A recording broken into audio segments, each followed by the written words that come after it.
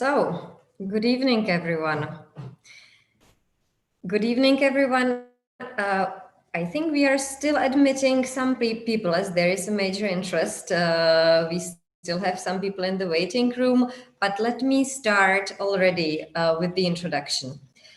My name is Jitka Pánek-Jurková. I'm the director of Czech Center Brussels, the organizer of this event that is turning out to be really fun and really popular already. And it is really my great pleasure to welcome you all, of course, especially our two speakers, but all of you at tonight's Beer Superpowers event. Which Czech and which Belgian wouldn't swear on great beer, right? We are both rather small countries, but we are giants, or we like to call ourselves maybe even superpowers in their beer cultures.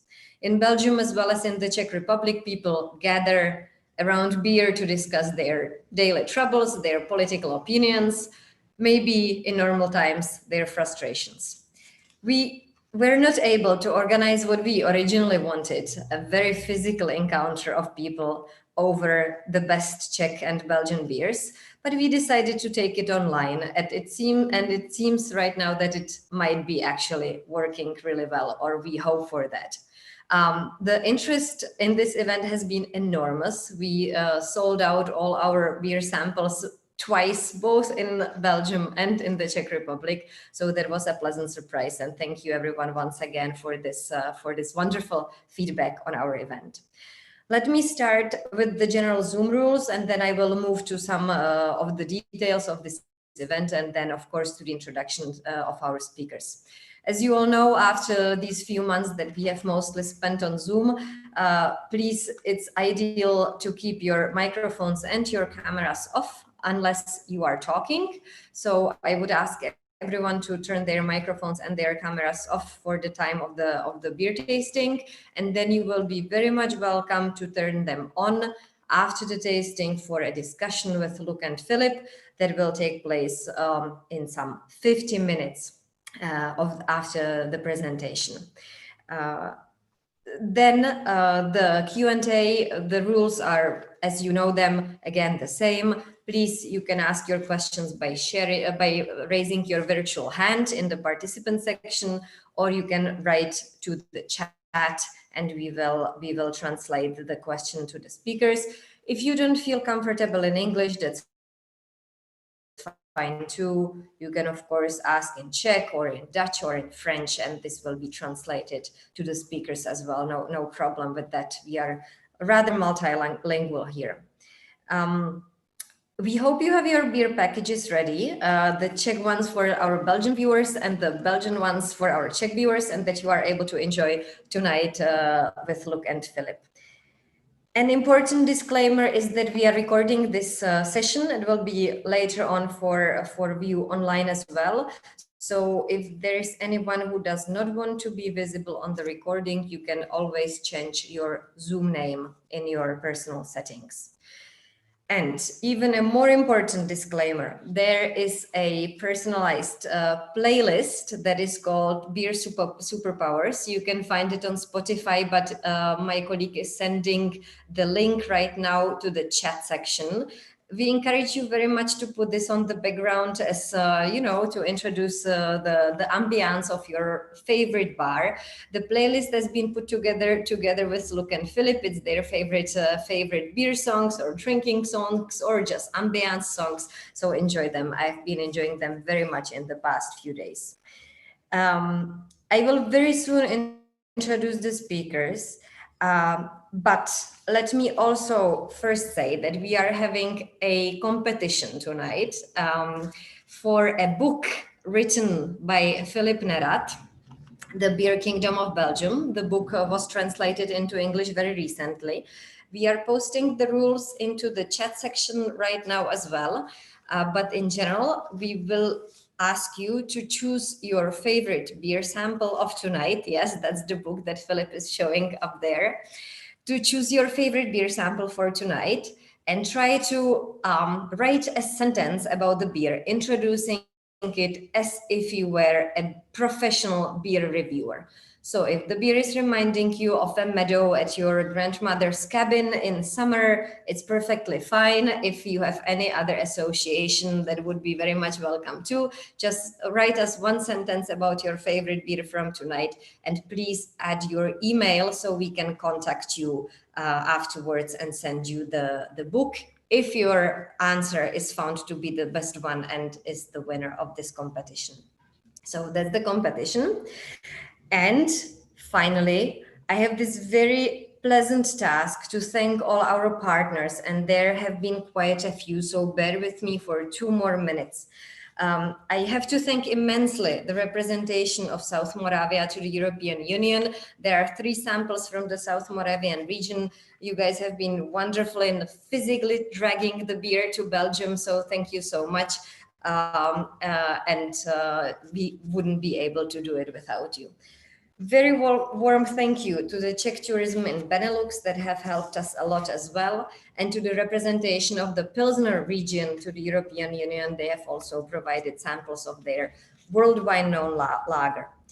Very warm thank you to the Hops and More in Leuven. Thank you guys who have been wonderful in partnering up with us in distributing the beers and helping with the promotion.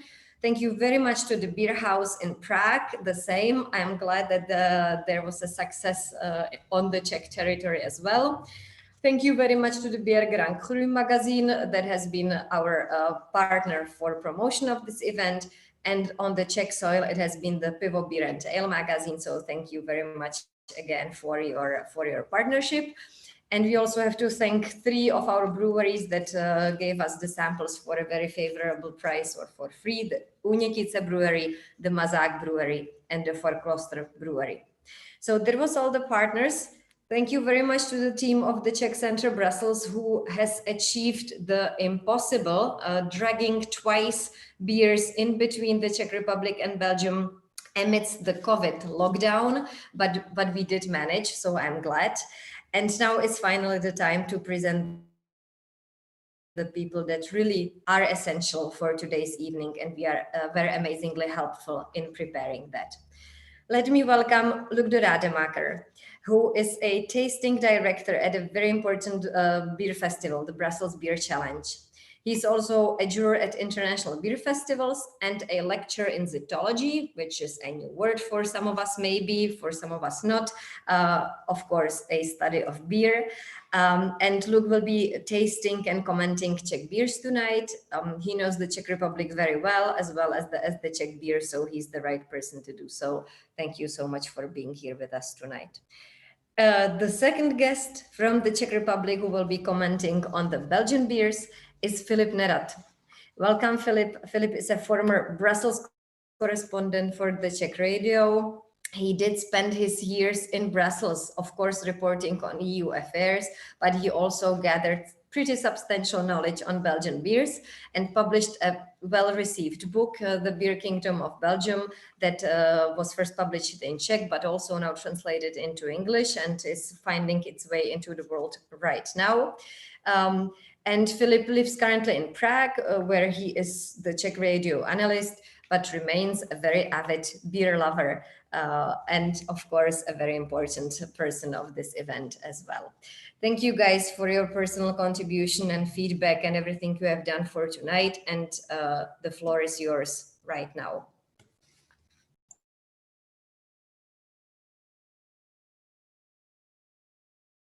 I'm a beer sommelier, and I have the honor and the pleasure to taste like 5 beers from the Czech Republic, together with you and of course together with Filip. The nicest part is 3 of the 5 beers are also unknown to me. I heard about them, but I never tasted them, so I'm quite happy to do it this evening. So I don't know if they're good. I guess they will be very good, but it's also a surprise for me how they taste, how they look, how they smell. But the first beer of this evening, however, it's a very classical beer. It's Pilsner Urquell. Of course, original Pilsner, for the first time brewed in Pilsen, in the Czech Republic in the 19th century. The beer was very strange at the moment because it was a clear beer. It was blonde with a lot of foam, white foam. The taste, For the time, it must be amazing because everybody wanted it, everybody liked it.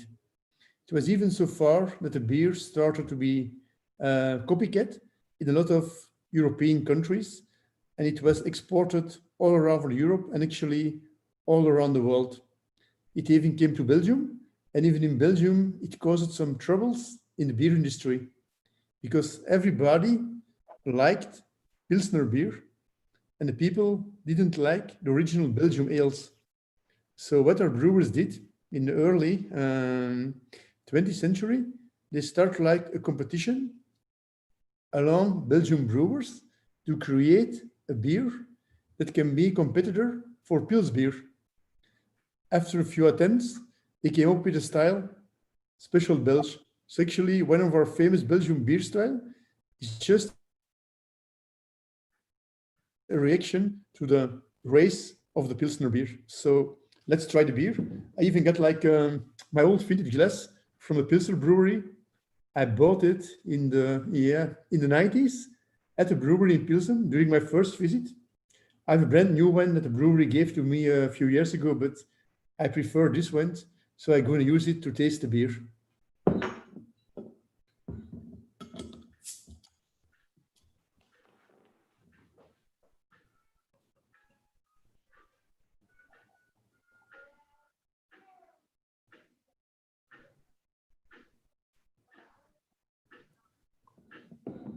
Yeah. As you all can see, the appearance of the beer is like, it's almost perfect. It's golden, have a nice carbonation, very smooth, very soft, but really present. Like the foam is like huge. It's like white. It's like really nice to look at. It's like the perfect glass of beer you see in the commercials. It's like you really want to taste it. You really want to drink it. And not only one, but a lot. If you smell it, and that's the nicest thing about the beer. Normally, an industrial lager made in Belgium or maybe France or the United States doesn't have any aroma, doesn't have any smell. The nose is like very shy or very discreet. Here you have really like the malt is coming out. And if you smell very, very well, you have also a little hop aroma. It's very nice. It's very subtle, but it's integrated in the beer. So for the Belgian people, please smell the beer, and it's really nice, the smell in your nose. Then, of course, you're going to take a sip. That's a nice part of tasting beer.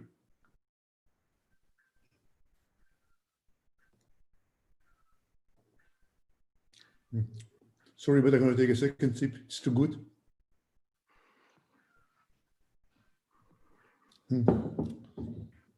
If you drink it or taste it, it's just like the nose.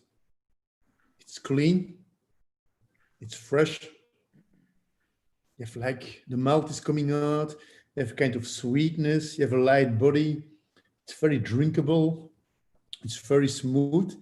In the end, you have a nice touch of bitterness coming from Czech hops, from Sas. I don't know how you say it in a Czech, Satek or Celtic. I don't know how you pronounce it, but maybe Philip can help me out, or later. It's Czech. Okay, thank you. My knowledge of Czech language is very, very poor, and my pronunciation is even worse, so I won't try again. But anyway, you have really the hops coming from Sas. They are really good, they are noble hops, and it's perfectly integrated in the beer. If you drink it, it's like beer. You go to the pub, you're sitting at a bar. It's not a lot for the moment, unfortunately, but you drink one beer, they bring you another, you just drink it. You don't think about it because it's so good, it's so clean, it's so fresh, it's so smooth, and it's so perfectly integrated. You forget how good the beer is because it's so easy drinkable. And it's like, for me, one of my criteria is a good beer or a bad beer. Those I want the second glass. For this beer, yes, I want the second glass, and a third one, and a fourth one, and maybe a fifth one. And I visited the brewery a few times, and if you go in the cellar of the brewery, they have like, it's maybe for tourists, I don't know, I really love the place. They have like the old beer, the old lager in the cellar. It's not pasteurized, it's not filtered. if you're there, you can drink beer, you're in heaven. And that's for me, the Pilsner Urquell. It's still one of the best Pilsners in the world. And it's still, for me, it's still a world-class beer. Cheers.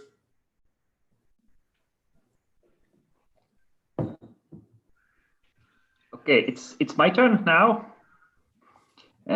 Okay, hello everybody. Also from me, from Prague. Good to see you all. Almost 100 people. I'm amazed with the interest. Thank you for Jitka for the introduction, and Luke for what you said about the Pilsner. I became thirsty now. I will start the Belgian part of our tasting with Belgium classic. You were speaking about the Czech classic beer. I will start with one of the Belgium classics. That's a Saison. Saison, English translated like a season beer. It's a typical beer for Walloon region, so for the French-speaking part of the Belgium. It was originally brewed as a refreshment in winter at farms for the season workers in the summer. So sometimes it's called farmhouse ale or farm ale. And this one from the Dupont, Brewery Dupont, is the most famous one in Belgium. So we will start with them because it's a really classic and really great refreshment thirst quencher in Belgium. So I really like it during my stay. What's important for Belgian beer culture is, in my opinion, also the culture of beer glasses. So I want to thank here to the boys from the Beer Huis who equipped me with all the original beer glasses, so I can pour my Saison into the original Saison glass. It's very important for Belgians, in my opinion, and I like this, that every Belgian beer has its right glass, original glass that underlines all the qualities of the beer, so you can get all the smells, all the tastes from the beer.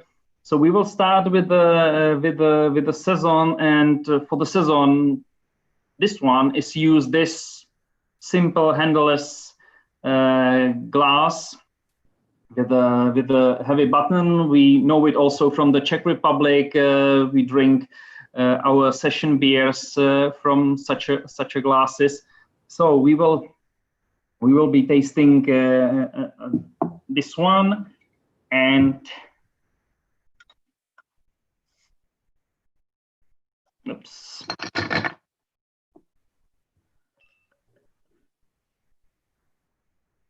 Oh, you can see it's really sparkling. It's a lot of CO2 in it due to a secondary according to a fermentation in the bottle. So it's very sparkling, very fresh beer. It has. It's all the color is almost like the Pilsner, as you were shown by Luc. Very nice gold color, very thick, very creamy head, foam head. When you smell it, there's a lot of nice smells. You can smell malts, citruses, yeasts, even a little bit of hops. It's very complex beer, and I really like it during my stay in Belgium.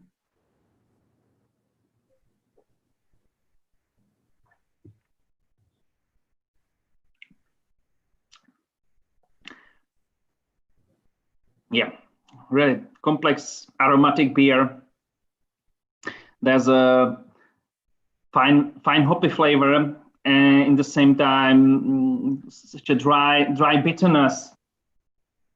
But you can find also some touches of sweetness, some fruit stones, even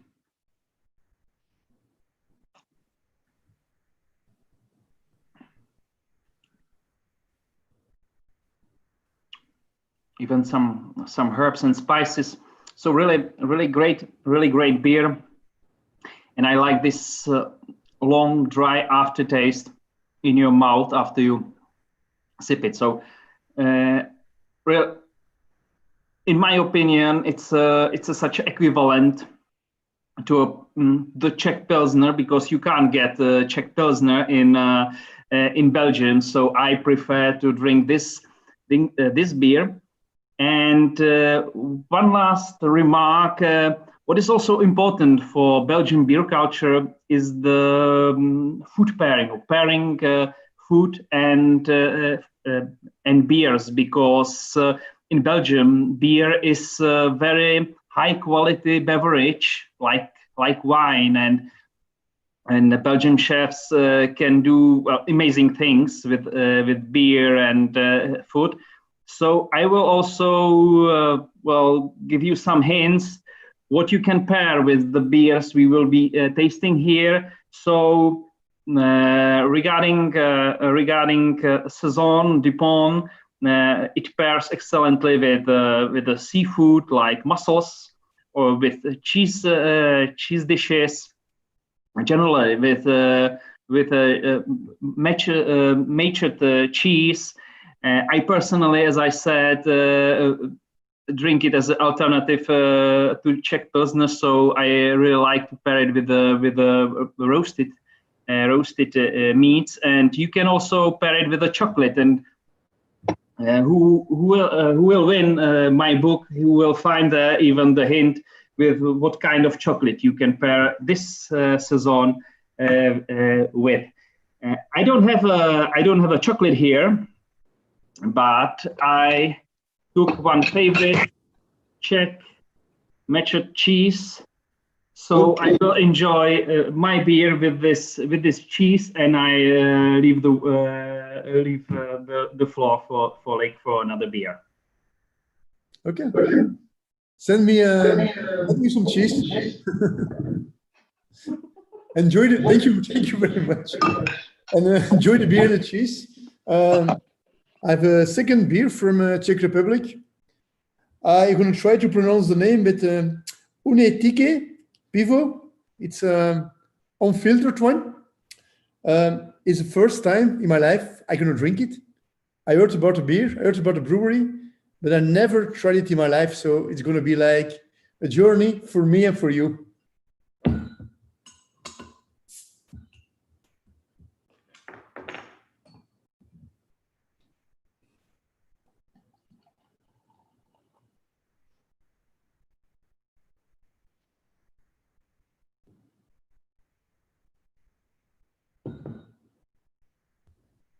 So now I'm using, Philippe was telling us like every Belgian beer has his own glass. It's true. If you go to a pub and our beer is not served in the right glass, we're getting a little annoyed, a little angry, and we are saying to the pub owner, please give us the right glass, because this is not a good one. But we also have like some glasses, we call it Passepartout. You can use it for almost every beer. And this is one of my Passepartout glasses. I use it to taste beer. If I don't know the right glass, or if I'm not able to get the right glass, I'm using this one. It's a very good glass for tasting. So if you look at the beer, well, it's blonde, little amber. It's a nice foam. It's very dense. It's white. If you look at the carbonation, well, it's very lively. It's very, I wouldn't say smooth, but it's very present. Let's smell the beer.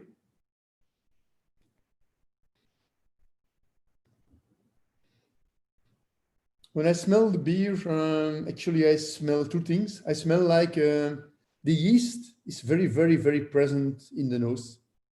There's another thing that's very, very present in the nose. It's like a diacetyl. It's like a product in beer. It can give like an added value to the beer. And there is a big difference between Belgian beer culture and Czech beer culture. When I'm travel from Belgium to Czech Republic, I noticed that, and Philip, please correct me if I'm wrong, that people from Czech Republic, they like more diacetyl in their beer than Belgian people. For me, if I smell it, it's on the edge. If I will ask like Czech beer lovers of Czech beer drinkers, they're going to say, oh, wow, this is great. So for me, maybe it's a little on the edge, but anyway, I'm going to try it.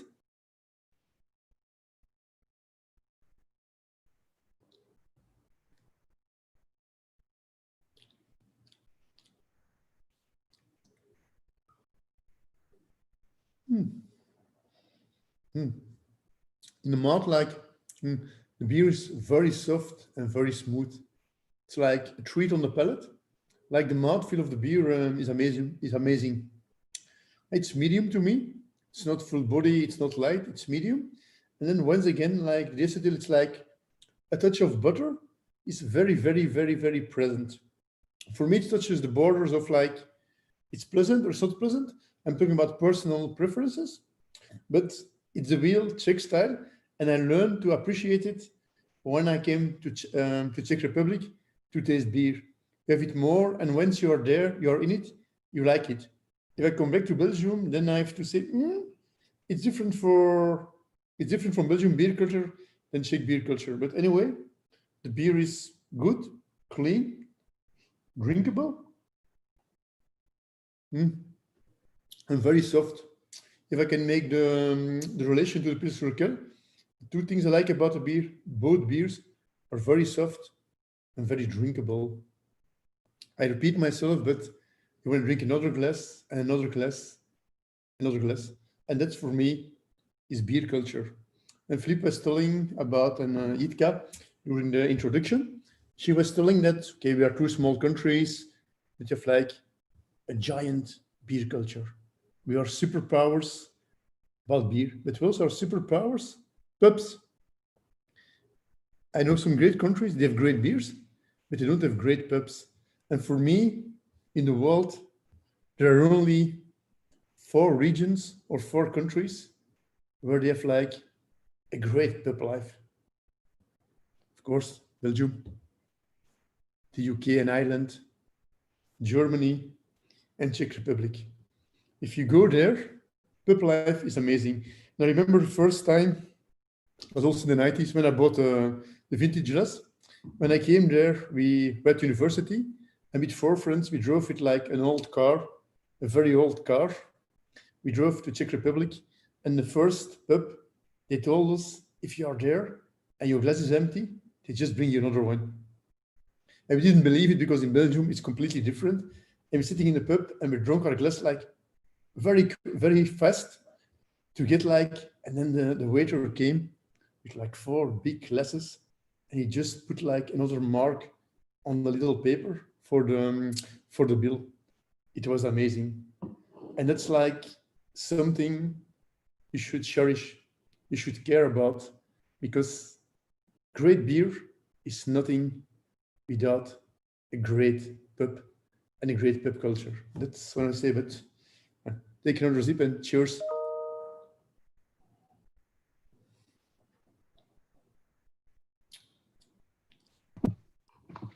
Okay, thanks for your memories on Czech Republic in the 90s.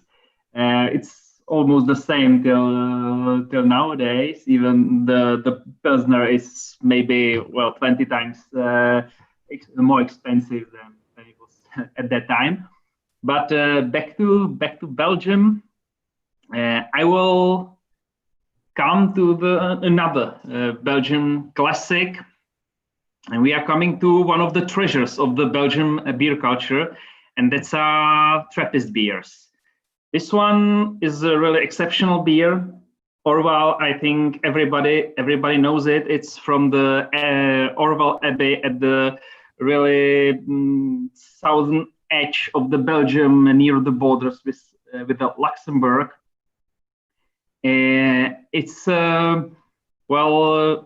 really great beer and very exceptional because the Orval brewery use wild yeast when brewing, when preparing this beer. It's unique for even for the Trappists, and also it use dry hopping when preparing this beer. So, as I said, really exceptional beer, very classic.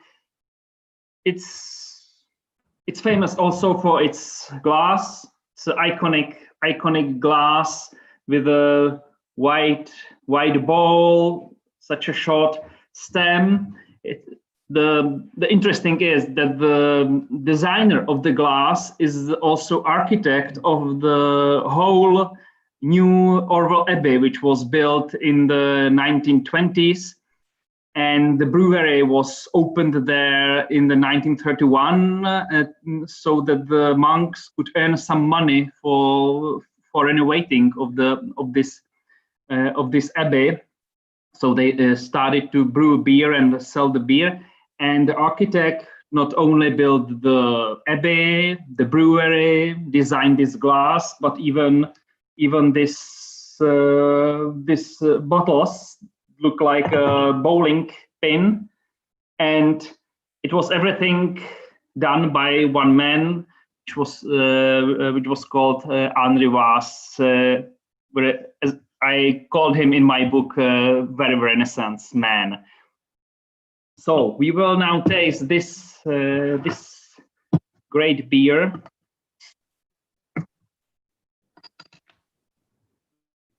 It should be poured in this way. You can see also it's very vivid, very lively beer, also with re-fermented in the bottle, so very sparkling.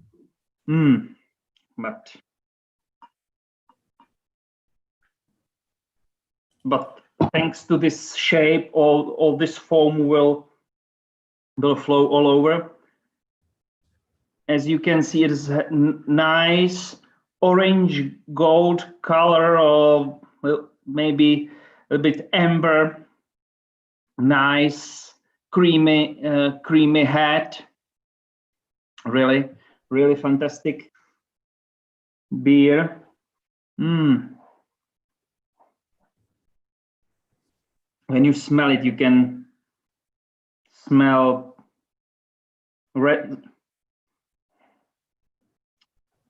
a lot of,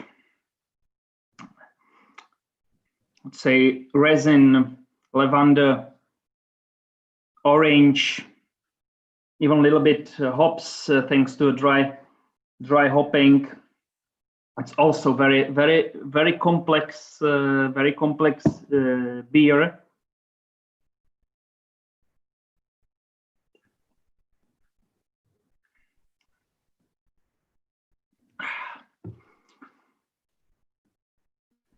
In the taste, you can find the yeast and the hoppy aroma. A lot of fruits, dry fruits, pear, plums. It's a nice bitter, but so dry bitter, really refreshing beer. Not so strong like normally Trappist beers are. They are normally 8, 9, 10 and more % of volume alcohol. This one is 6.2, traditionally 6.2. It's the only beer from Orval that you can buy in shops in Belgium, all over the world. The brewery makes one more beer, but you can have it only in Abbey or near the Abbey in the cafe called the Guardian Angel. It's very near to it. So, and it's called Petit Orval or Green Orval, and it's a lighter version of this beer, which was originally brewed for monks. But as I said, you can taste it only there. Regarding the food pairing, I found that it's excellent to compare to walnuts or to the walnut cheese. Luke's Beer Grand Cru journal recommends to pair it with a pork tenderloin stuffed with Orval cheese or with warm goat cheese salad with acacia honey. But the Belgians also like to pair it with fish or ham from Ardennes. So that's this really classic and thirsty quenching beer. And before I give the word back to Lick, one more interesting thing for the Czechs maybe. There are several links which connects Orval Abbey with the Czech Republic, mainly with its history. So if you join the competition for this book, you will find more there about these links. So that was for the second beer. Enjoy it. It's very lovely. And back to Lick. Actually, Orval is my beer. When I go out with friends, that's the beer I drink all evening. It's very tasteful. It's very thirst-quenching. It's not, according to Belgium standards, it's not too high in alcohol. So it's a beer you can drink all evening and you are not getting drunk right away. That's a beer you have in a lot of pubs. So you can drink it all the time and everywhere. So it's a great choice. And I find walnuts here, so I will try this combination with walnuts. But now it's your turn. Okay, my third beer is going fast. It's also non-pasteurized, non-filtered, if I can understand it quite well. The brewery is, to be honest, completely unknown to me. Now we're going to change it. We're going to try it, and once again, it's going to be a journey that we are taking together to discover this beer.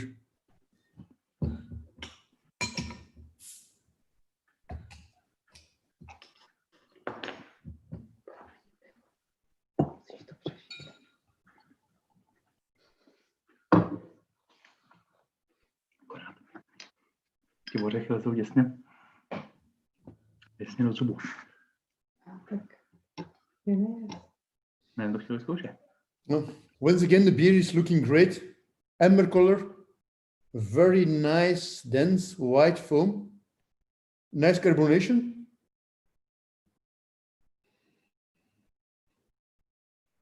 The nose is a little shy to me, a little discreet at the moment.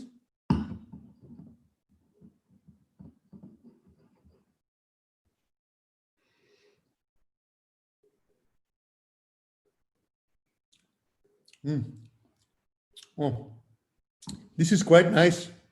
You have like in the nose, you really have like the malt, a little touch of caramel, like a little sweet impression, a warm sweet impression, like a summer evening when you end of August, when you're walking around in the green fields. There can be like a kind of sweetness in the air. It smells like grain, and this one reminds me of a warm August evening in the grain fields.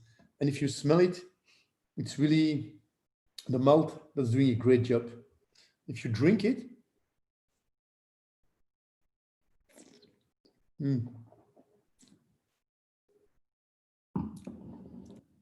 once again, it's very, very smooth. It's very soft. The water seems to be very, very soft. The carbonation is nice and smooth on the tongue, on the palate. In the middle of the beer, you have like, once again, the sweetness of the malt. You have like a little touch of caramel.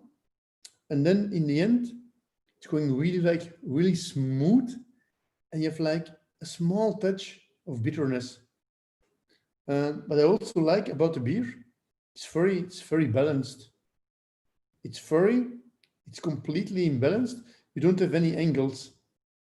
You drink it, it's first impression, it's easy to drink. but it's so balanced. You have a little complexity. In the end, the nice touch of bitterness combined with the caramel and the sweetness of the malt. It's very, very, very nice. So it's a very nice surprise, and I'm really glad I can taste this beer. I never heard of it, but next time I'm in Czech Republic, I'm gonna look the brewery up, try to visit it, try some other beers from the brewery, because this one is very, very nice. It's a nice and pleasant surprise. Thank you, my Czech friends, to give me an occasion to try this at home. I'm really impressed. It's quite good beer.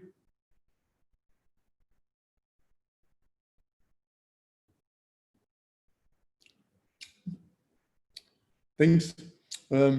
Food pairing. If I drink this, I know some Belgian cheeses will be perfect with a perfect pairing with this kind of beer.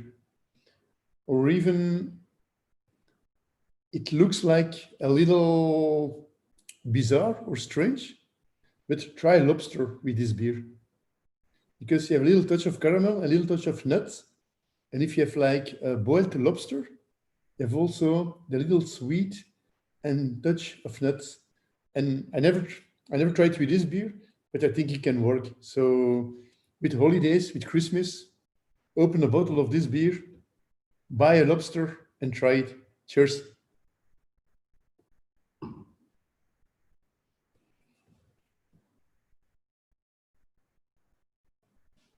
Are you ready, Philip? I have to. I had to unmute myself. I'm glad that you already started also to pair Czech beers with food, because in the Czech Republic it's not so common, and we usually get some sauce or some typical pub dishes with the beer, but not the high cuisine with the beer. So I'm really glad. But like that you like even a Pilsner, you can do it like if you're in Belgium, take a Pilsner Kel and just pair it with like Belgian fries. It's simple but perfect. Okay, thank you for the hint. But back to Belgium, to the Belgian beers, and my third beer will be another classic. Oh, we will almost all classics will be, and that's a Westmalle triple. Westmalle is another famous Trappist brewery, and this beer is the most iconic triple in Belgium. Sometimes it's called mother of all triples, because this beer inspired all other brewers to brew this style of beer. It was first launched in 1934, and this recipe is held, I think, from 50s till nowadays. So it's a very classical triple. For those in the Czech Republic who don't know nothing about the triple, it's triple means that there's a higher quantity of malt used for brewing, higher than normal. One of the legends or versions of this name says that it was 3 times more than by a normal ale, but in reality it's not so much. But there are more malts used for it, so the beers are strong. They are sweeter than classical beers, but they are very complex. You can find a lot of tastes there, and they are excellent. And Westmalle is their front runner. So let's taste this triple. We have original glass as well. So Westmalle triple is poured into this chalice on a narrow stem with a wide bowl.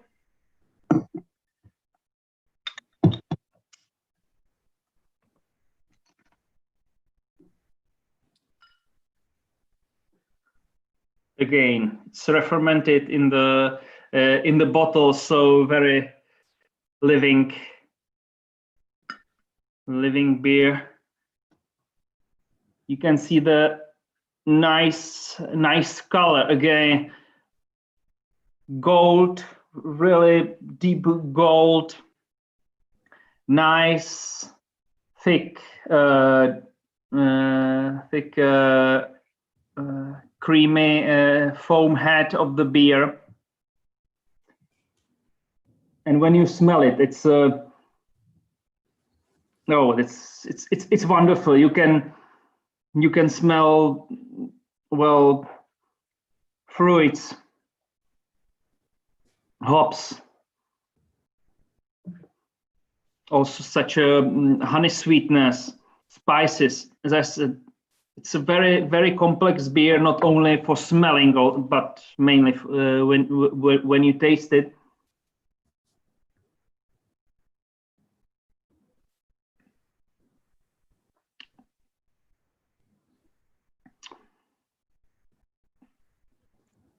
Yeah, it's a sweet, soft. On the other hand, you have you can feel the hops bitterness and fruit aromas. It has a nice malty body and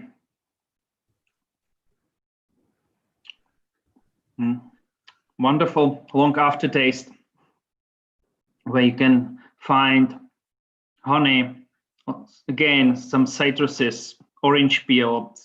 Really great beer. I must confess, when I came to Belgium, I was a little bit afraid of triples because they are too strong for me for Czech beer drinker who like to have 5-10 pieces, right? But I really fell in love in triples during my stay in Belgium, and this was one of my favorite beers.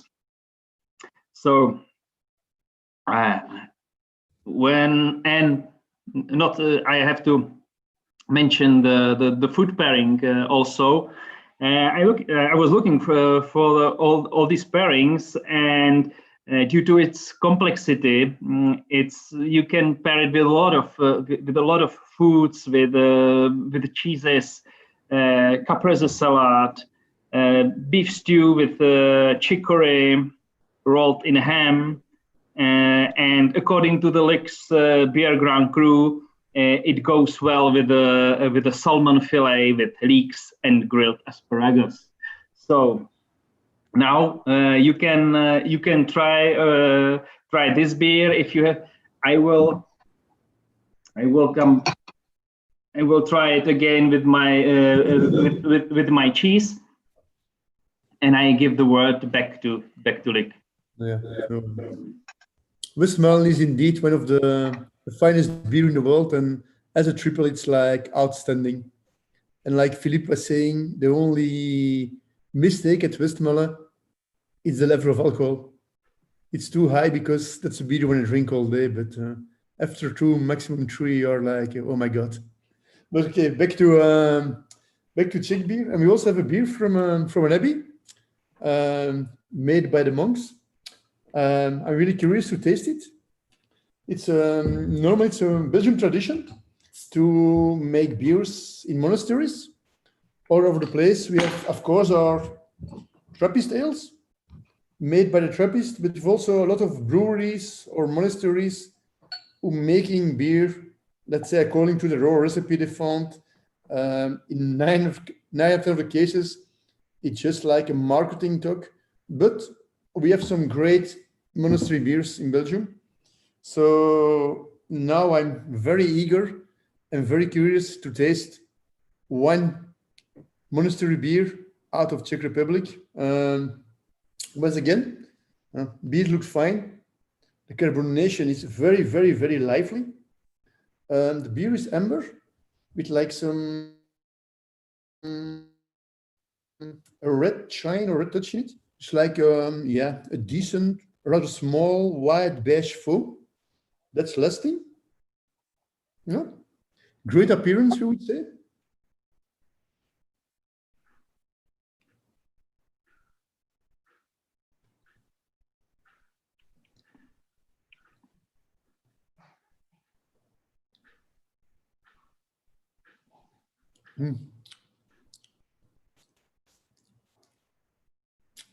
Take another sip.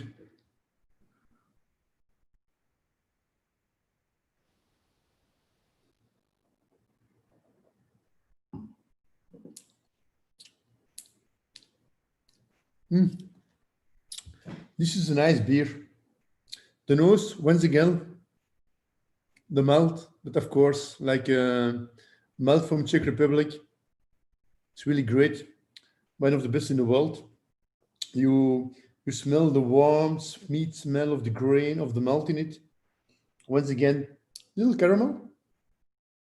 Not overwhelming, but present.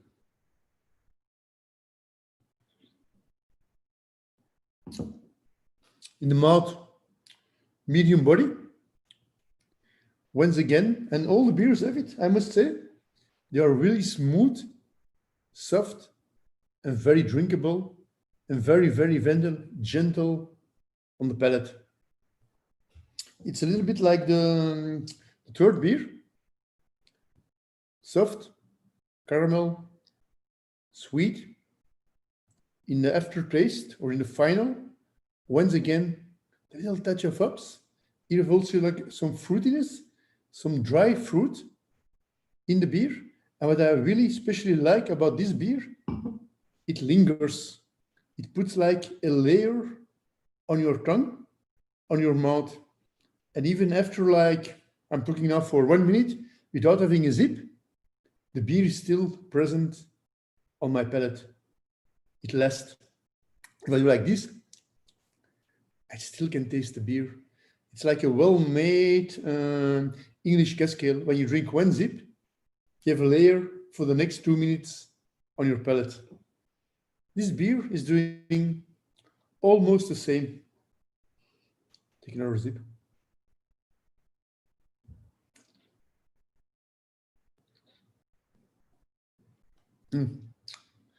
It's quite good. Well balanced also. Quite integrated. Nice integration between malt, hops, some little fruitiness.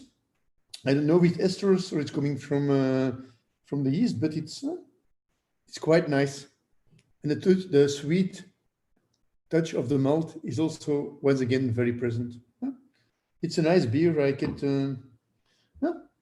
Since we're approaching the end of the tasting, I can drink this with a cake, with a normal Belgian butter cake, maybe with some sweet marmalade, just on a lazy Sunday afternoon. It's going to be the perfect pairing, the perfect time in the sofa with the family. This beer, a cake, sitting down in my sofa, just drinking and eating and relaxing. Yeah. Cheers.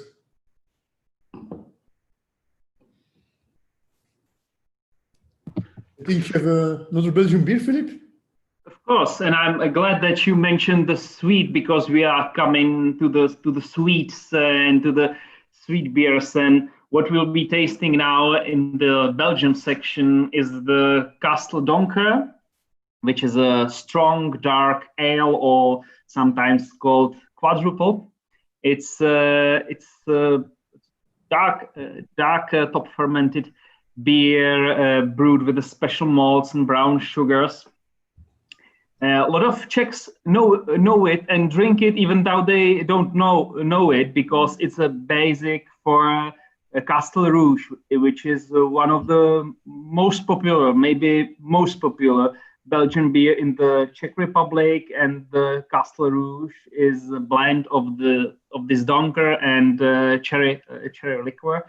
So a lot of Czechs already tasted it, even though maybe they don't know it. So now we will be tasting this original again in a original glass, and this one could use everybody from the Czech audience who bought the SUPERPOWER beer set in the beer hoist, because boys give it as a present to this set. So everybody from the Czechs here in the audience, or participants of our online degustation, should have it. So you can use it. As you can see, it's again chalice on the narrow stem, on rather shallow wide body. Looks a little bit like a tulip, but it's not the classical tulip shape like we know by the Duvel, for example, and so on. But let's go there.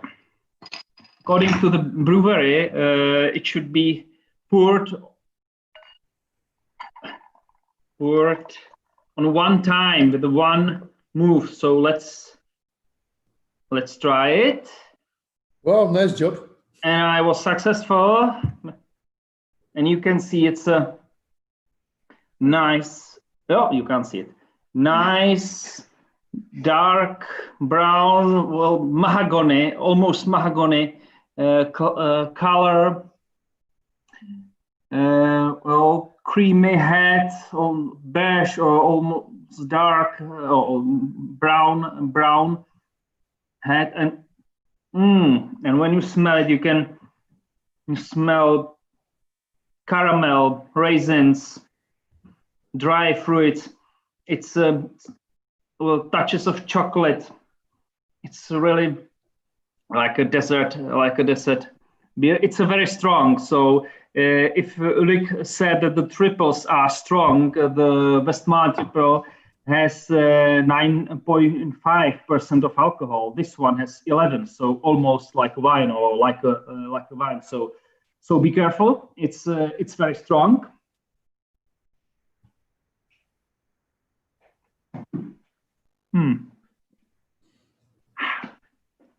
Oh, yeah. It's a sweet caramel sweet with the honey notes, with touches of nuts, dry fruits, well, raisins, figs. You can feel the alcohol strengthening and the warmness of the warmness of the beer. Chocolate notes. It's yeah, almost no hoppiness, but really like a dessert beer. I really like such a kind of beer for the end of my beer session in the pub, like instead of cake, to have this beer.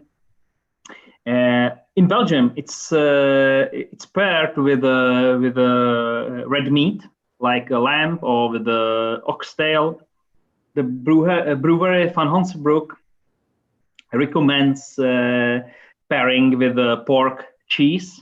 Unfortunately, I don't have here no pork cheese, no oxtail, so I like this brewing beers, this dark beers with the white cheese. So I chose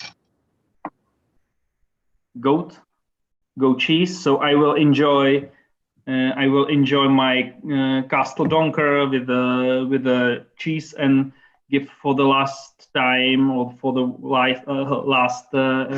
last sample word to Lick. Try. We can give like one tip. Try the Castile with the goulash in Czech Republic. It's maybe not the best pairing, but it's a good pairing. And now I'm very curious. Wild creatures. I had the pleasure to meet one of the persons behind the brewery at the tasting in Bitfire Brewery 2 years ago. So we tasted a few beers from the brewery. So now I'm really curious about this one.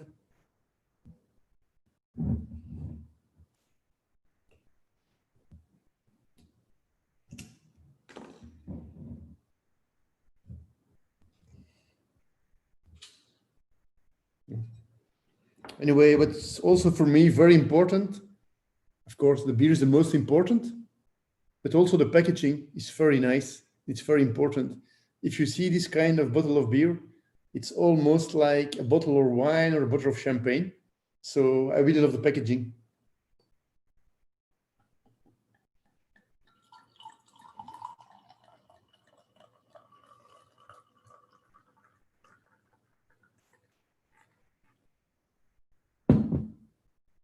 Whoa, this is amazing, like cherry red. It's like almost like a wine color. A nice, like, the foam is not white, but a little pink. In Belgium, we call it rose. But the appearance is nice. I cannot see a lot of carbonation, but I think it's present.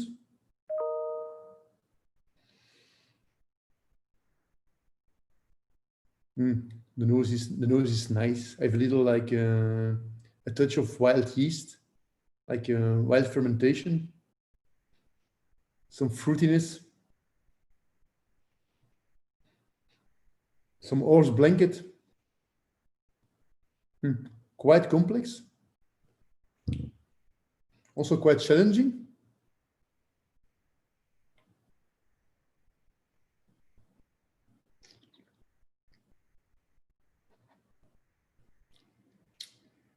Oh, this is really nice. You know, I was born and raised in Brussels, near to the Pajottenland. You know, when Brussels is like the capital of wild fermentation, lambic, Keus, Creek. In Belgium, we say we only can do it in Belgium. It's partly true, not totally true, and it's not a lie, but we can make good beers of wild other fermentation outside Belgium. This is a nice example. Appearance is great, the nose is fantastic, but like the taste, you have it all. You have some sour touch, you have some horse blanket, you have the fruit.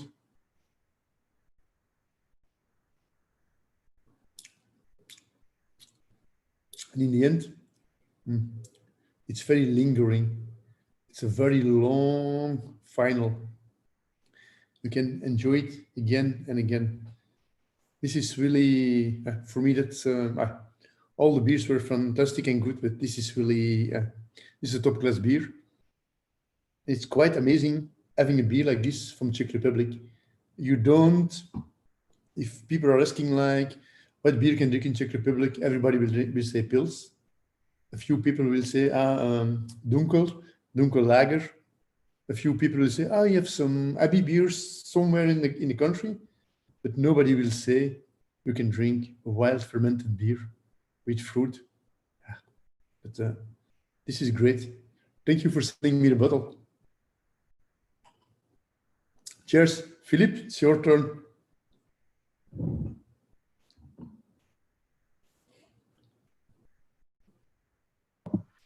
Okay.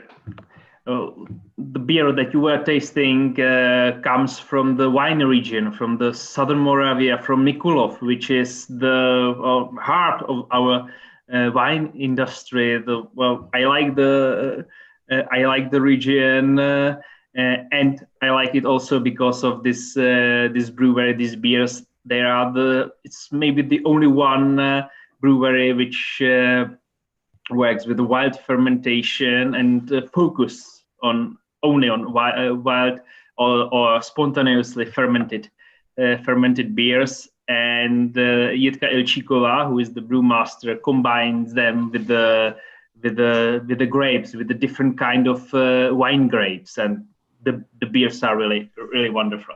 But back to Belgium, as you said, Belgium is a country where the wild fermentation or spontaneous fermentation comes from, or not comes from, but it's the most famous for. And one of the styles from this spontaneous fermented beers is the Kriek. We chose for this tasting Lindemann's Kriek. It's not a classical lambic Kriek, which is for some beer drinkers too sour, because classic lambic Krieks are made from lambic, which is a sour beer, and fresh cherries, fresh sour cherries. So the beer is great, but sour for someone too sour. So there's a sort of sweetened or sweetened versions, and it's one of the examples. So we chose that for people who don't know the fruit lambics. It's a little bit sweeter than the classical lambic Krieks. For this one is 1 year old lambic used together with a 25% of cherry juice and fructose. For tasting, you can use glass like this one, or chalice like for wine is also okay. So, and where's my opener? Oh, here it is. You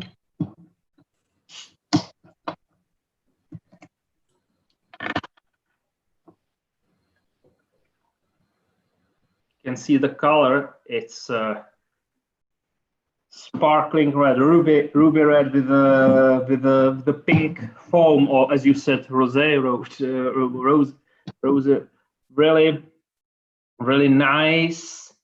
Really nice red ruby color.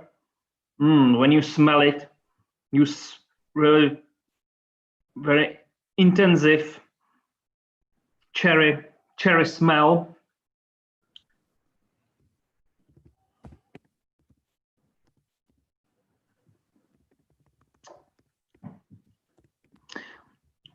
Also strong fruity character in the taste, but you can find there a little bit of sourness from the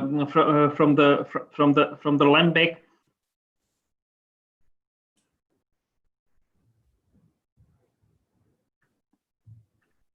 And such a tart finish. This beer is ideal for as an aperitif, or as in summer as a thirst quencher. You can drink gallons of such a beer. It's not a strong beer. It has 3.5% of alcohol, so it's not so heavy. So you can drink a lot of this beer during the summer as a refreshment. Also great.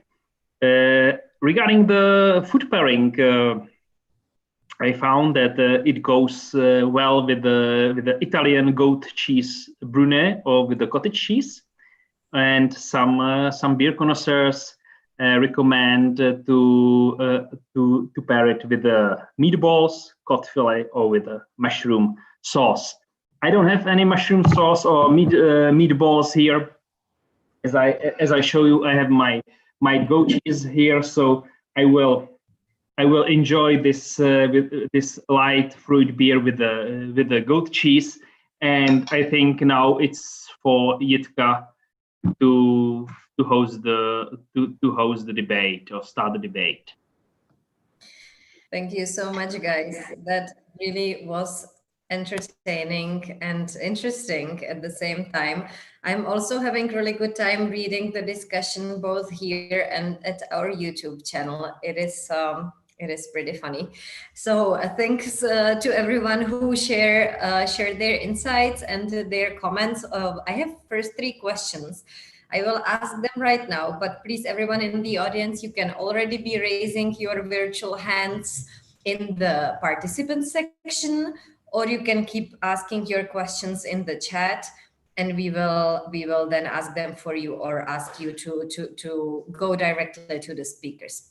So we did have an interesting question, probably to both of you guys, Luke and Philip. Why do you think that is, that the Belgian beers are in general twice as strong as the Czech beers? Is there a specific reason for that? Oh yes, Belgian people are just a bunch of drunks. No, actually, in Belgium, there was we had in 1919, we had a law we call Wet van de Velde. It's the law van de Velde. And you know, in 1919, it was a time of you couldn't drink alcohol. In the States, you weren't allowed to drink alcohol. In Scandinavia, alcohol was banned. And in Belgium, they make actually a law to try to protect the people not drinking strong alcohol. We call it Genever.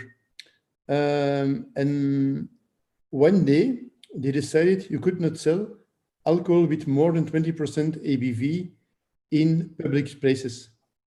So all the alcohol was banned. So the brewers, because the people wanted their alcohol, so brewers started in the 20s to brew big brews like Westmalle Triple, the beer Philippe tasted, Duvel, Bouche du Buisson. They were created in the early 20s to give the people their alcohol and their strong beers. So actually, our tradition of drinking strong beers, it partly comes from that law and the reaction to that law. That's the reason we have strong beers in Belgium. Because in the beginning of the 20th centuries, we were also drinking low alcohol beers to quench down our art liquor. I have nothing to add because it was Luke who explained me this story, and I also use it in my book because I also didn't know it. So that's the right version. So Philip, a question for you then from a Belgian viewer we had in the chat. What kind of breweries are the ones that we tasted here today from the Czech Republic? Are they rather small breweries or rather big ones? Of course, Pilsner is one of the biggest ones, but what about the other ones? The other ones are the very small ones, the so-called craft breweries, even Unětice, that was the name that Lig was struggling to pronounce.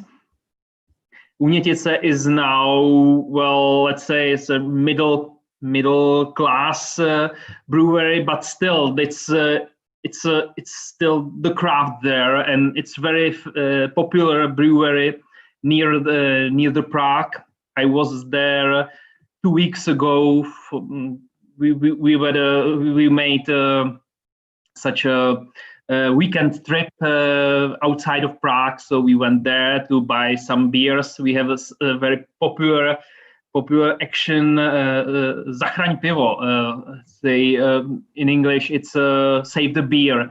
During the lockdown, we are visiting small breweries, craft breweries, and buying the beers on the spot because they are not able to sell it in their pubs. So I made this trip to Unětice, but otherwise, except the Pilsner, all are small craft breweries.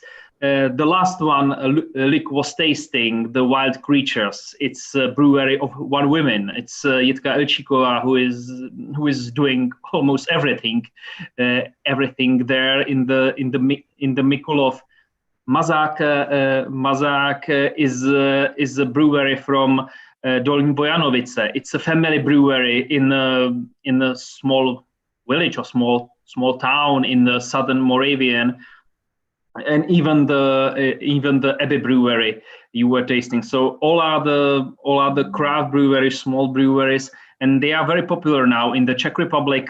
We have more than 500 breweries now in the Czech Republic, and most of them are small craft breweries which were established in last 10-15 years, and they are now very, very popular still among the Czech beer lovers. And look, how many breweries are there in Belgium then? But it's depending how you count it. We in Belgium, we make the distinction between real breweries and beer firmas. So beer firmas are people who have a brand, but they're not brewing their own beer. If we say about real breweries, let's say 300 for the moment, and then we have like 200 or 300 like beer firmas, more or less. But it's like changing every day. All right. Question from Christina. So Christina, I will unmute you right now and you can ask your question right ahead. Or try to unmute yourself.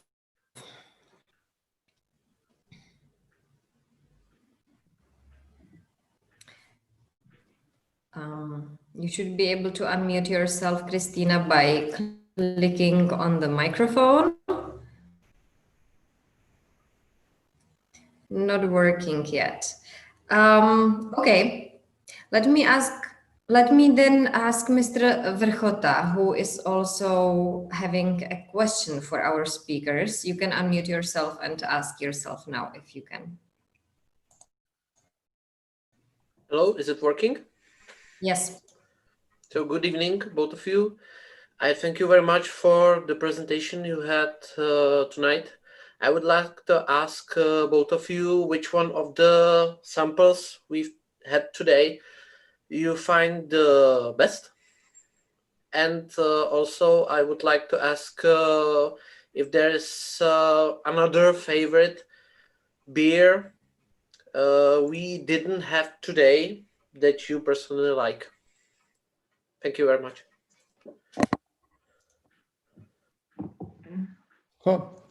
If I can start, Philip? Yeah. I have a sample in front of me, so I was.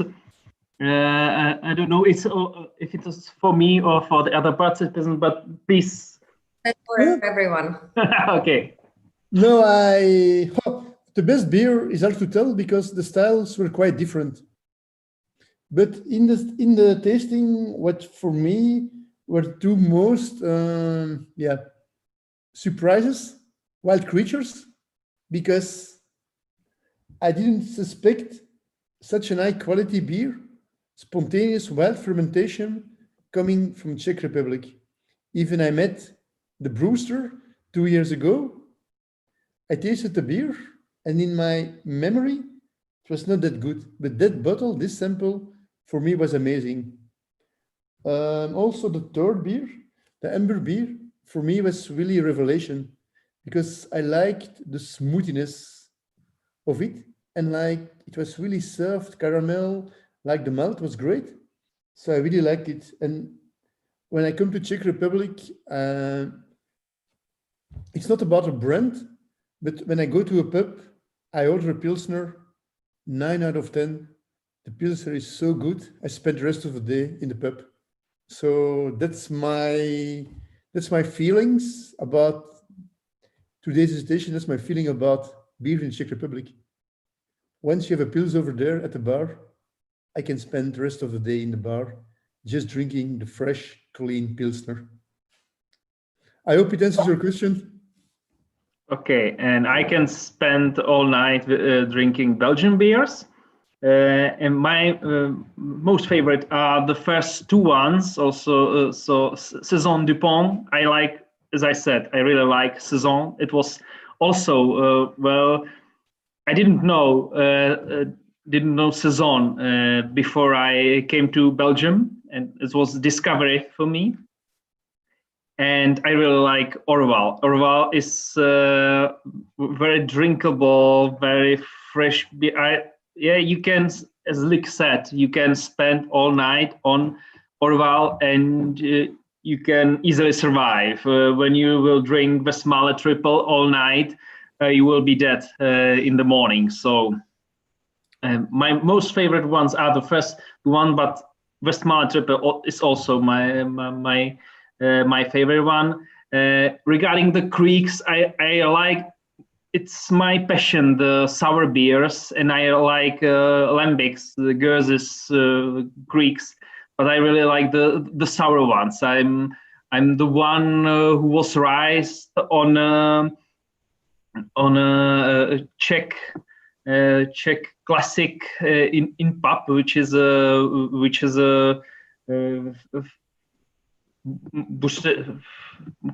buština kysel, how it's called, sausage with the vinegar, and I really like also to drink the vinegar. And so when I came to Belgium, I really fell in love into the lambics and to the Geuses. So for me, the Lindemans Creek is too sweet. I really like the unsweetened version with the real cherries. It's really sour. That I found very refreshing. Well, I like this original Belgian lambic classic. So that's maybe the when you ask for the style that we didn't taste it here. We didn't put the traditional lambics and Geuses into the tastings today because we want to show the best of the Belgian, but what you can accept, let's say, because I know most of the Czechs don't like the sour beers or are not big fans of the sour beers. So we didn't put sour beers or the real sour beers into this tasting for the Czechs. But next time I'm ready to do it. You should now see on screen also the results of our poll in regards to the favorite beer style of our audience tonight. So, well, Pilsner is winning. I will be voting for the sours, but I missed the voting. Me also. Okay. We count your voice in. Look, we still had a question for you in the chat. Actually, Philip already replied to that. What is your favorite creek, or which creek would you consider to be the highest quality of the Belgian beers? Oh, there are a few. Depending on my mood, I like the creek of Drie Fonteinen, Oude Schaarbeekse Krieken. You know, in Brussels, we have another variety of cherries. It's called Oude Schaarbeekse Krieken, and they are really sour. And now it was like almost disappeared, the variety of cherries. And now brewers are replanting the cherries to blend them with their lambic. And Drie Fonteinen and Oud Beersel is doing a great job. That's for the sour part. But I also really like, and it's more like more smooth, more like how would I say it? Easier to drink. I like also the Cuvée René of Lindemans, and I like also the Mariage Parfait of Frank Boon. And there are two different styles depending on my mood. But the real sour stuff, Oude Schaarbeekse Krieken, Drie Fonteinen, Oud Beersel, and then the really more mainstream stuff, Mariage Parfait or Cuvée René. Those are my favorites in Creek. Well said. A question for Philip from the audience, from our Belgian viewer. She has a question for the Czechs about foam, and she is saying, we spent some time in the Czech Republic last year. We noticed sometimes that we get a lot of foam, almost half of the glass. To us, it was perceived as poor skills of the waiter or neglect, but a girl in the bar explained to us it is a matter of respect in the Czech Republic to serve a lot of foam. Is it true? So how is it with the foam in Czech beers, Phil? Well, it depends. Normally not. You should get the foam like if there's a third of the liter, so you should have this. This should be the foam, and this should be the beer. But there are ways how to tap the beer, and there are different kinds of or different kinds of tapping beer, and when you say to the barman or to the barmaster that you want mlíko or the milk, so you will get so much foam, and this will be the beer. So we have several well types of tapping of beer, and depending on them, there will be so much of the foam. But normally, when you get the normal beer, it should be let's say the upper fifth or so. So it should not 1/3, but as I said, it's surprising, and I was teaching one of our participants, Frank, which I'm greeting. He's from Germany, to explain him what is mlíko in the Czech tradition, so that you will get almost the full glass of the foam. So it could happen also, this kind of things in a Czech pub. Okay, we have a question from Leo. Leo, you can unmute yourself and ask the question, whatever it is. Hi, everyone.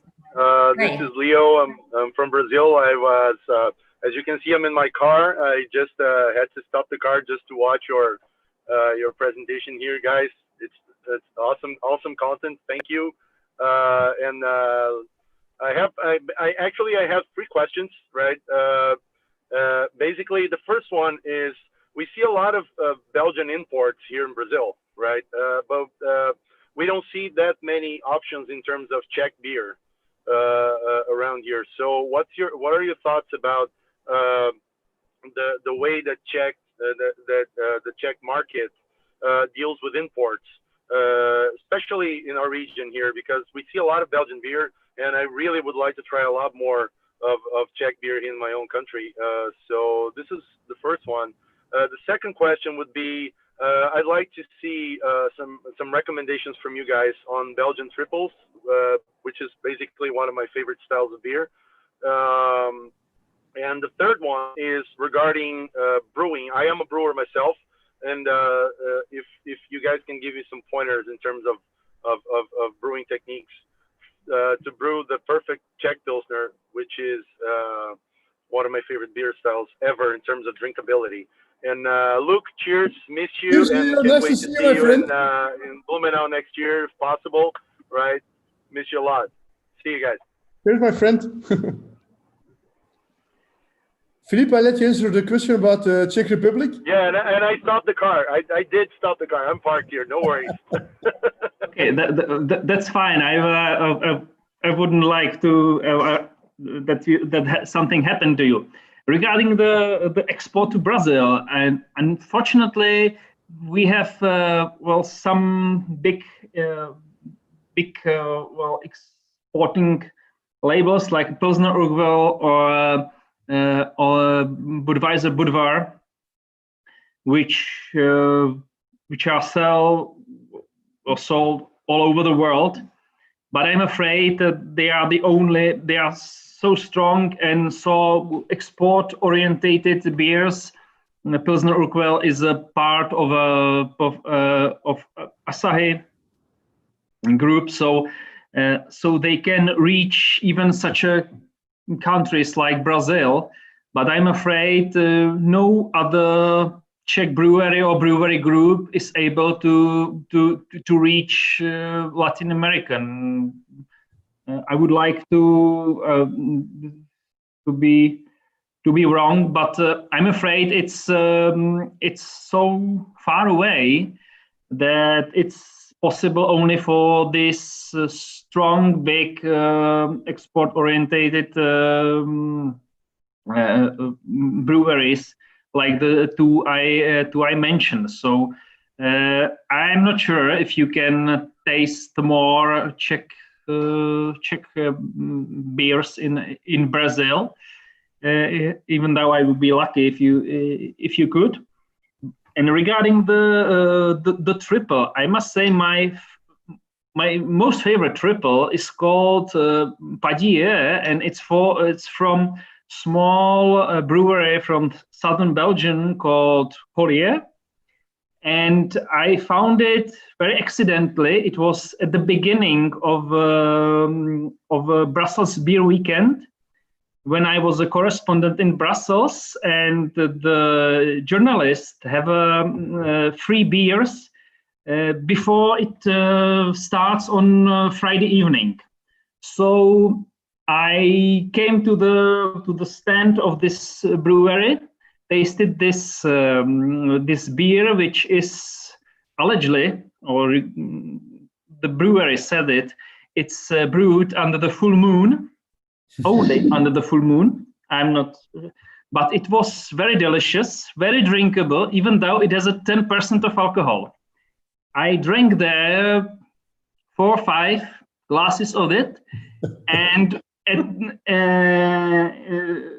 then at 6 o'clock in the evening, the Brussels beer weekend starts officially, and I have to speak to radio at that time.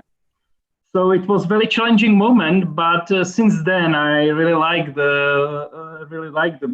this triple. It's very drinkable, very complex, and even though it's very strong,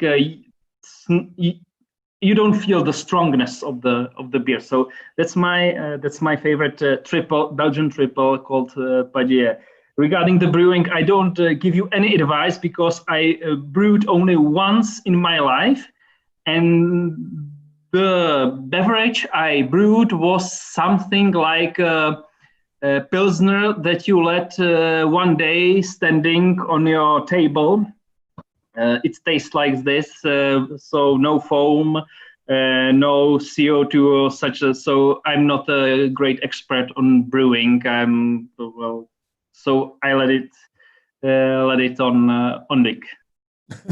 I don't want to say anything about Czech brewing, and especially not about Pils brewing. It's not my main subject neither, but I can say something about export. And I think it's the same about exporting for Czech breweries also. If we export to Brazil and we are exporting like Pilsners or low alcohol beers, they're very fragile. And the trip is long. Brazil is a very warm country. So I think the beers, the low alcohol beers and fragile beers will arrive in a very bad state in Brazil. At least that's one of the reasons that some Belgian breweries don't export certain beer styles or certain beers to South America. So I think it may be the same reason in Czech Republic. Depending on the triples, what can I say, Leo? Westmalle triple, of course, it's one of the best. But my top 3 is like first Westmalle, second Jaume de Bois of Brasserie de la Seine. It's a quite hoppy triple. And the third one is Guldenberg from a small brewery in the Flanders. So this is my top 3. But if I can come to Blumenau next year, I will bring you 3 bottles, 3 triples, and we can taste them together.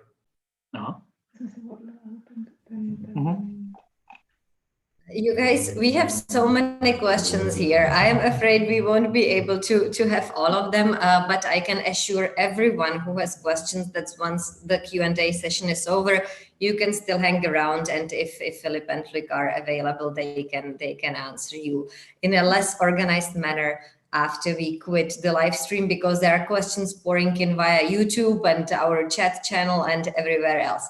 But we will still continue and ask definitely a few more. I would like to ask Mr. Michal Shetka, who has been wanting to ask a question to Philip, if I'm not mistaken, to unmute himself.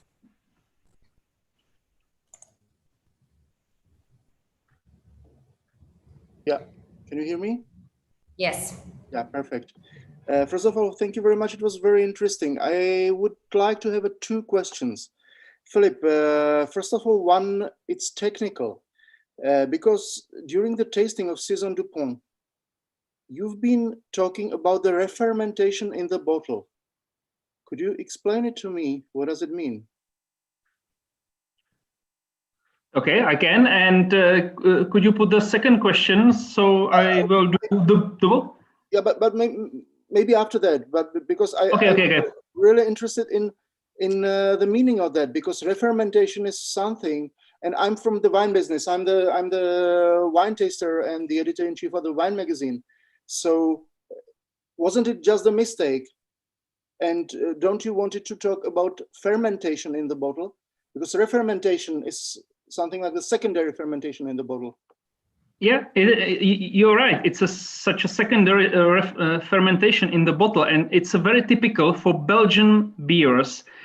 Before there are these things, I don't know what was the name for it, put on the bottle. The cap. Yeah, the cap. There's the breweries put a little bit of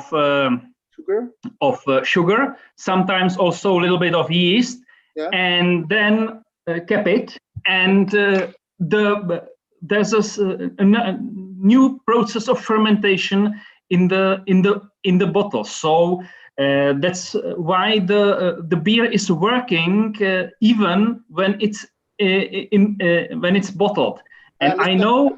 So it's fermentation in the bottle, not the re-fermentation in the bottle, because technically re-fermentation in the wine world is something bad, because re-fermentation can start spontaneously if you do not have the wine stable. For example, champagne is fermented in the bottle. It's a secondary fermentation which is in the bottle. But re-fermentation is something which is not stable starts to ferment again. So I think this is not the case of that beer, or?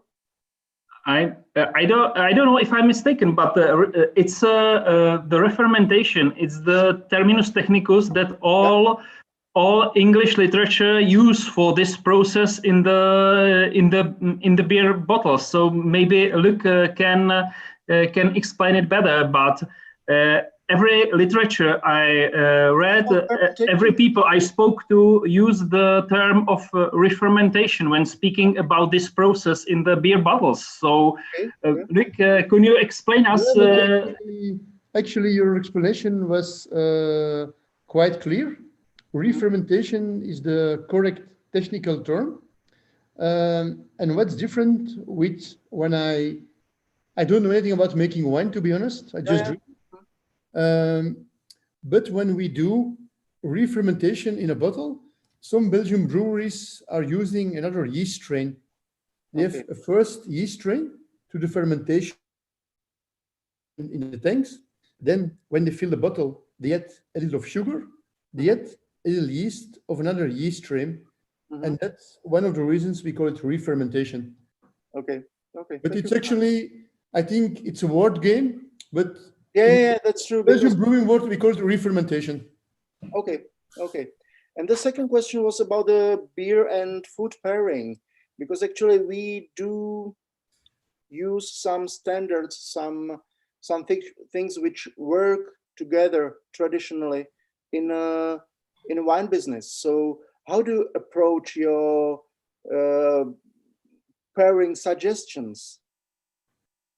Are there also any rules of pairing beer and food?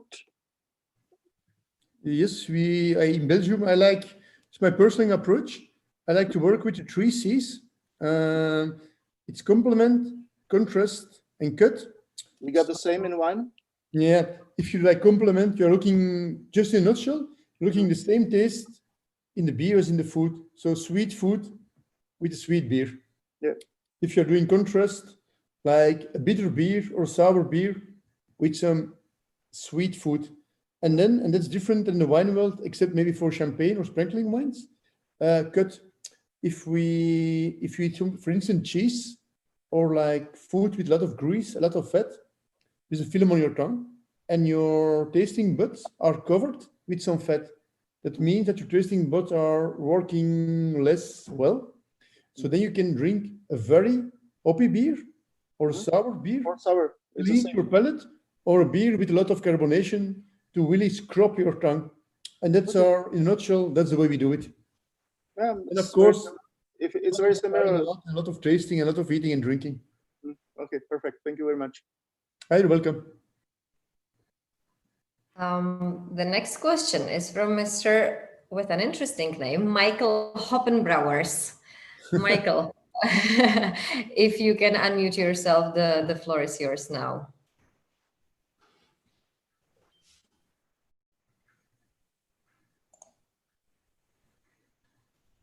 All right. Can you hear me? Yes. All right. Yeah, first of all, I want to say about the re-fermentation. The difference with wine is that it's a very conscious process. So like Philip says, we add yeast and sugar to the beer, but afterwards we also put in a warm room for like 2 to 3 weeks. So it's not a mistake, not at all. It's a conscious process. Now the question that I had for the both gentlemen is like, if you would have the last beer in your life, which beer would you choose? For me, Westmalle Triple.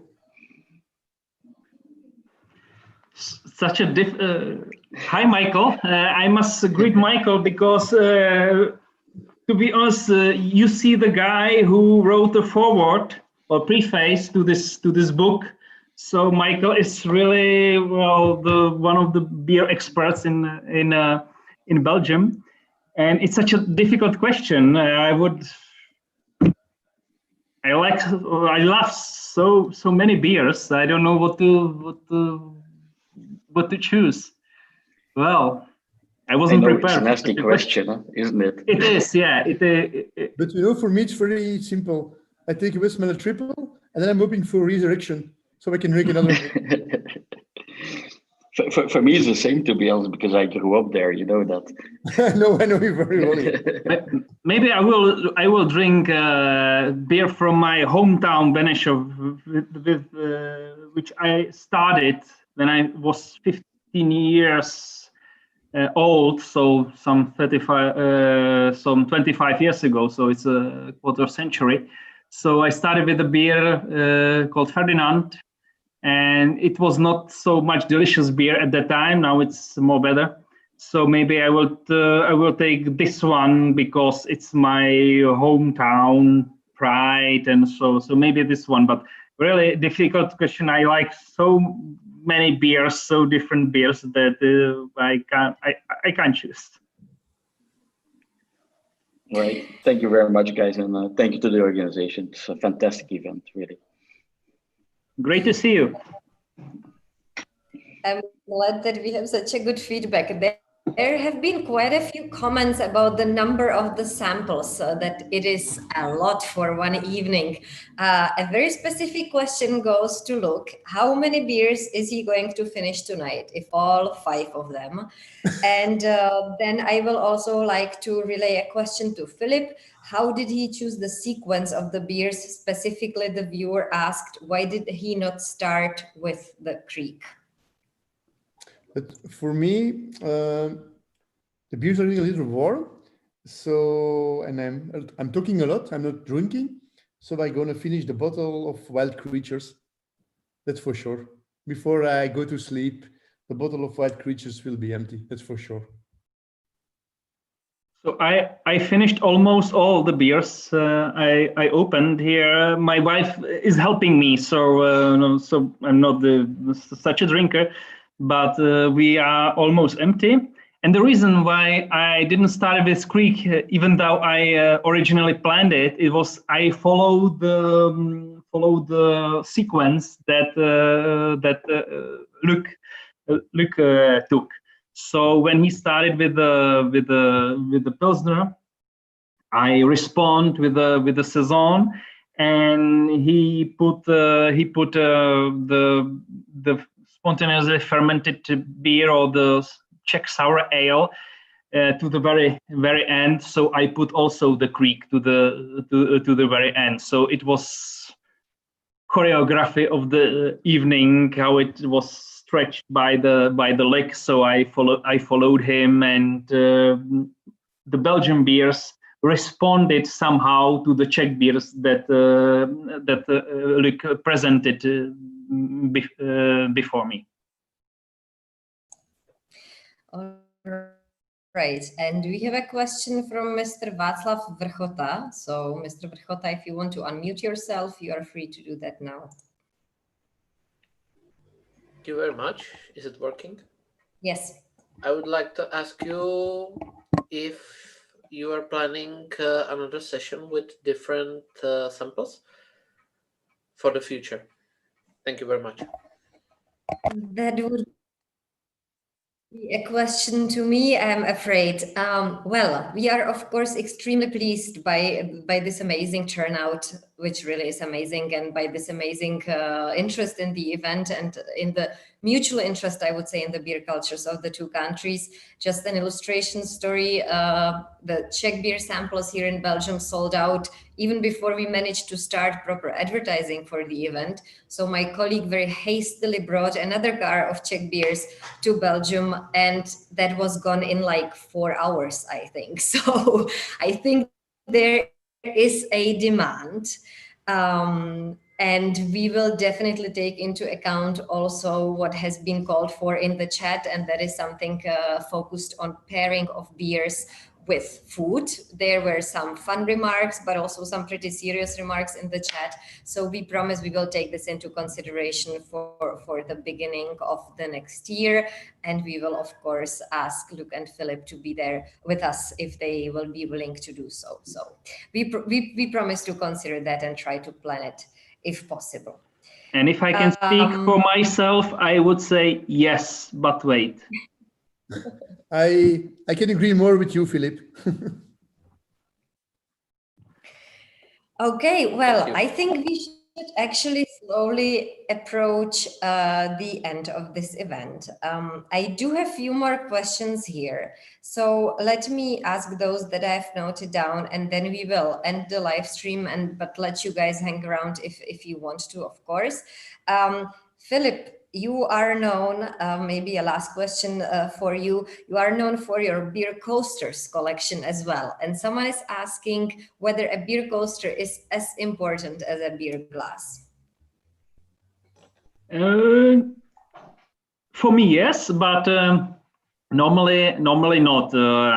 You can, even though I got the original beer coasters from the guys from the beer hoist for every beer, so I didn't use it. It's not so important, but I really like it, and it shows the creativity of the specific beer culture.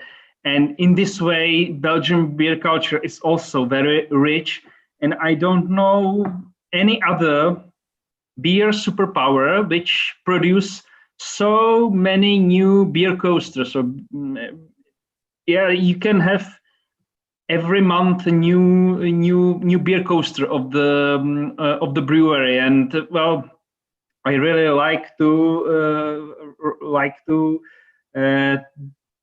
have new ones from Belgium. So to be honest, for beer drinking, it's not so important, but for me personally, it creates such a complex picture of the beer and more generally of the whole beer culture. To be honest, when there are countries in the world that don't use or don't have beer coasters, and I don't visit these countries because I really like to visit the countries that use beer coasters in their pubs. So that's magnet. I don't know what's the English word for this. It's something that's magnetizing. So that's one of the reasons why to visit such a country for me. So well, I would recommend to every country or to every brewery to produce beer coasters, and I will visit them. And the last question for Luc tonight. Luc, someone is asking in the chat, what are the best beer cities to visit in Belgium? And if you have tips for the Czech Republic, go ahead with them as well. Oh, in Belgium, how the best beer cities? For me, Brussels, of course. It's very easy. There are a lot of pubs. a few good breweries. Also, Antwerp is very nice. With the Koning, it's very, very nice to visit. You have some small breweries. And what's nice about Belgium, you don't really have to visit the cities, but I can recommend you hire a car, take a chauffeur, a driver with you, because you will need it, and just drive around in the countryside. There are a lot of nice regions, a lot of small breweries, and Belgium is such a small country, so if you drive for 2 hours, you can reach a lot of breweries in very small places. So I would say don't go to the cities, but go to the countryside. It's much more fun. And then spend a few days in Brussels, Antwerp, Ghent, or even Liège, to enjoy like beer culture in the city. But for breweries, go to the countryside, not to the big cities. I will recommend West Flanders. That's Moravian region. Or even take a bike and go with a bike. You can drink beer. You can do 2, 3, 4 breweries in a day, and you can drink a few glasses. Well, once the confinement is over, I'm sure that we will be all very excited to return. Yeah, you are welcome to our local bars and breweries. Anyways, you should be seeing the results of our last poll on the screen. Most of you guys will be hungover tomorrow. That is understandable. That's why we planned it for right before the Belgian holidays. So we hope for the Belgians, the hangovers go smoothly. And for the Czechs, well, that's why we have a hair of the dog. And some people say that Pilsner is the best cure for a hangover. So maybe try that one. It has been amazing to have you. I hope you have sent the answers to our competition question for Philip's book to our private chats. If you have not managed that, you can still reach us until tomorrow, for instance, on our Facebook Messenger channel or on our emails. It's been really thrilling to have all of you. Big, big, big thank you to Luke and Philip. Thank you so much, guys. It's been really amazing to have you on board. You're welcome. Thank you very much. It was a great evening. Hopefully next time personally with the live audience and with these wonderful beers.